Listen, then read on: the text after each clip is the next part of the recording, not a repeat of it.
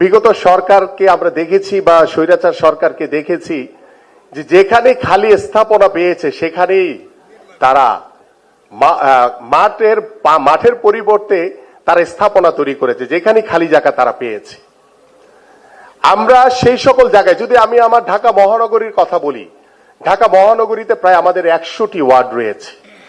100টি ওয়ার্ডের ভিতরে আমরা চেষ্টা করব যে আমরা প্রত্যেকটি ওয়ার্ডের ভিতরে, আল্লাহ যদি আমাদেরকে আগামী নির্বাচনে নির্বাচিত করে সরকার গঠন করতে পারি, আমরা প্রত্যেকটি ওয়ার্ডে আমরা 2 থেকে 3 বিঘা জায়গা সরকারিভাবে অ্যাকোয়ার করে আমরা সেখানে আমাদের তরুণ সমাজ, আমাদের সন্তানদের জন্য আমরা খেলার উপযোগী মাঠ তৈরি করব এবং সেই মাঠের চারপাশে আমাদের বাবা মা বা বয়োবৃদ্ধদের জন্য ওয়াকওয়ে তৈরি করব, তারা যাতে তাদের শরীরকে সুস্থ রাখার জন্য সকালে বিকালে হাঁটতে পারে। এই কারণে আমরা মাঠের কোনো বিকল্প নেই এবং আমরা স্থাপনা তৈরি না করে আমরা যেখানে খালি জায়গা পাবো সেখানে আমরা মাঠের উপযোগী তৈরি করে আমাদের সন্তানদের জন্য খেলাধুলার ব্যবস্থা করব।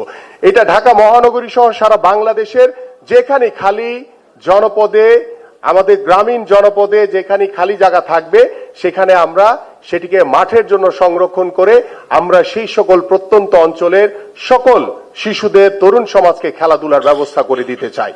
আমরা যদি পরবর্তী আর 2টি বিষয় রয়েছে, দেশীয় এবং আন্তর্জাতিক পর্যায়ে বিশেষ চাহিদা সম্পন্ন ও সুবিধা বঞ্চিতদের খেলার সুযোগ নিশ্চিতকরণ। আমাদের খেলাধুলাটা কিন্তু খুব বেশি রিচ ফ্যামিলি থেকে সবাই কিন্তু আসলে খেলার হতে আসে না।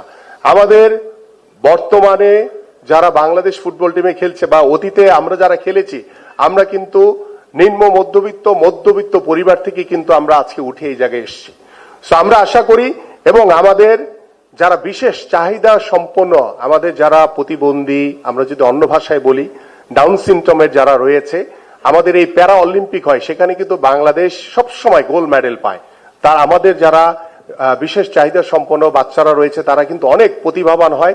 আমরা সেই মানুষগুলোকেও আমরা তাদের শারীরিক, তাদের মানসিক বিকাশের জন্য, কারণ তারা যখন অসুস্থ তাদের সাথে অনেক কথা বলতে হয়, তাদেরকে যদি খেলাধুলার ভিতরে রাখা যায় তাহলে তারা আমাদের স্বাভাবিক সকল মানুষের সাথে তারাও কিন্তু সুন্দরভাবে বেড়ে ওঠার একটি সুযোগ পায় এবং এটি আমরা আন্তর্জাতিকভাবে আমরা সেই সকল বিশেষ চাহিদা সম্পন্ন বাচ্চাদেরকে সুযোগ করে দিতে চাই এবং সুবিধা বঞ্চিত যারা রয়েছে তাদেরকেও আমরা আন্তর্জাতিক অঙ্গনে খেলাধুলা করার সুযোগটি তৈরি করে দিতে চাই।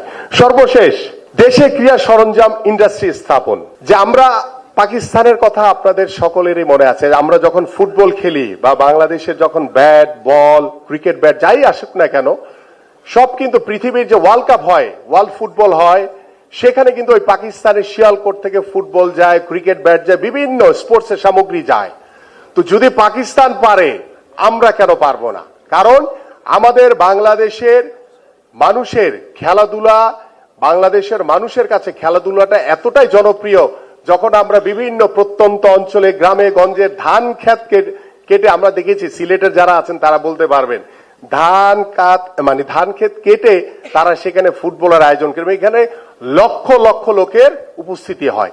বাংলাদেশের খেলাধুলা এতটাই জনপ্রিয়, সেই চিন্তা থেকে আমরা যদি বাংলাদেশ জাতীয়তাবাদী দল আমরা যদি আগামী নির্বাচনে নির্বাচিত হতে পারি, সরকার গঠন করতে পারি, ইনশাল্লাহ আমরা আমাদের নিজেদের খেলাধুলার সরঞ্জাম আমরা নিজেরাই তৈরি করে আমরা তখন বিদেশে রপ্তানি করব ইনশাল্লাহ।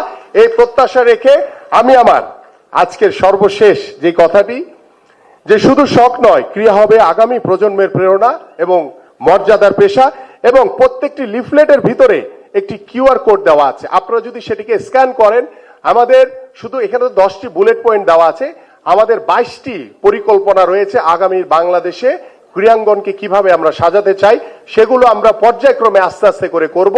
সো আমি আপনাদের কাছে কিউআর কোডটি দেওয়া আছে, আপনারা চাইলে স্ক্যান করলে সেই সকল বিষয় সম্পর্কে আপনারা ধারণা পেয়ে যাবেন।